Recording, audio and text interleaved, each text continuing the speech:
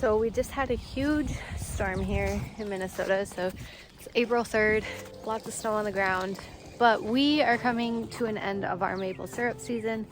So we are going to finally start cooking it down. A lot of people do it as they go. We tend to collect it all, kind of keep it in a cooler area, and then cook it all at once. So let's do this. So here's our cooker in the midst of my mess. So anyways, we're going to clean this out, I mean, and then we're gonna set up the wood stove, collect the rest of the sap, and start cooking it down. Just want everyone to know there's nothing organized about my life at all. We go through so much maple syrup. Honestly, I have a kid that just has maple syrup for breakfast pretty much every morning. Like if I gave him a bowl of maple syrup, he'd be just fine. But yeah, we use maple syrup a lot. And guess what? If you buy it, it's expensive. Like I'm talking like $60 a gallon. So anywhere we can kind of pinch a penny and do it ourselves, that's what we're doing here. I don't want to wash these. I don't want to wash these.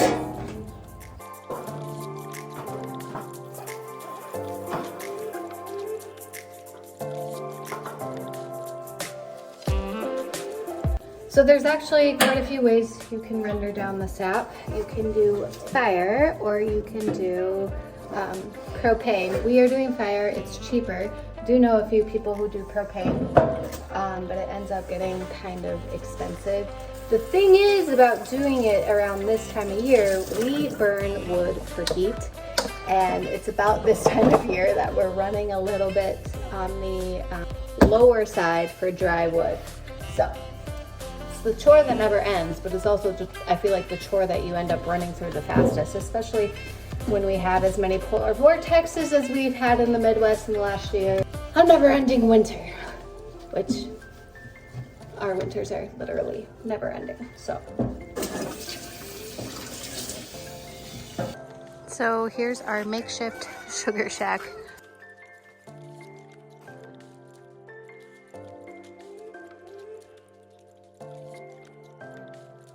So here's the stove we cook it on. So this was actually an old bus fuel tank that my husband just welded and made into a little wood stove.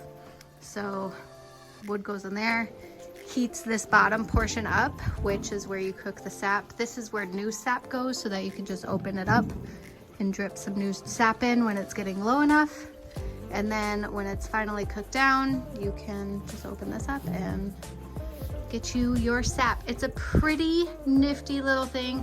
We have done 2 years with this, maybe one, I think one, and it was life-changing.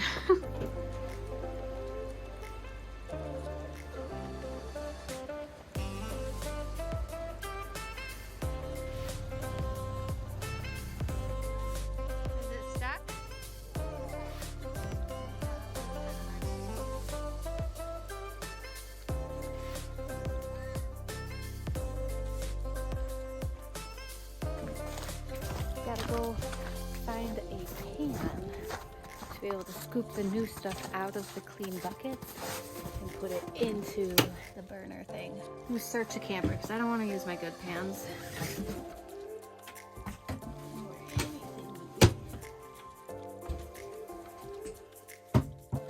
Great, we'll use the Caraway pans.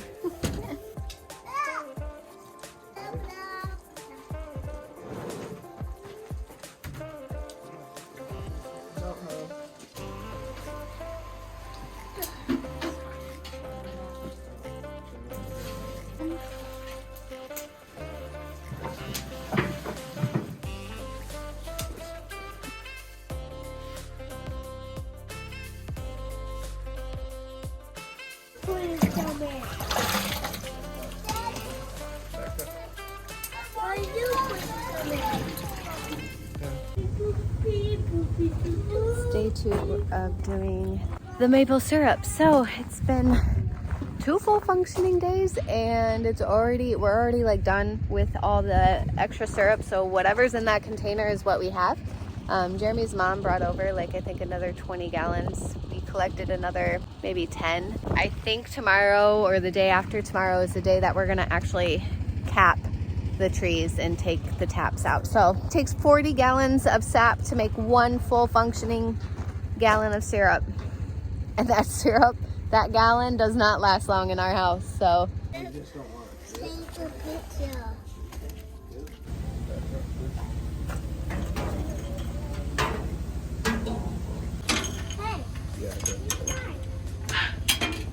We have brought everything inside now, so this is all we have that we've been rendering down. So now we're going to finish it off on the stove.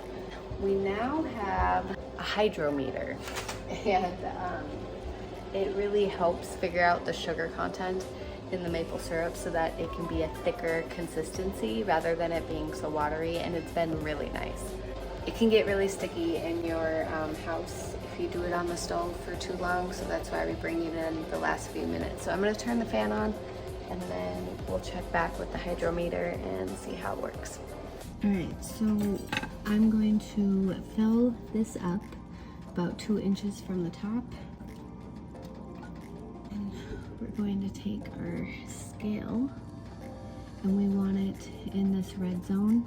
The optimal Brixed number would be like 66-ish, so right in this red zone.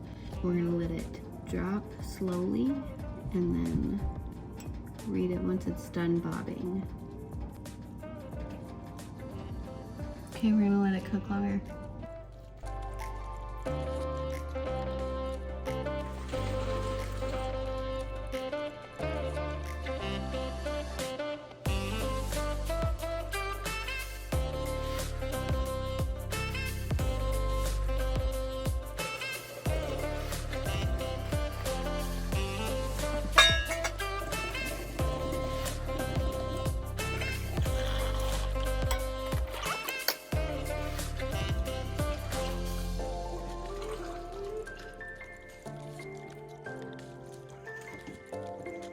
Last time we had to hang it up on a pole and let it drip all night because the sediment was so thick, but this time we didn't have to. And we got 2 whole gallons. This is $130 worth of maple syrup around us.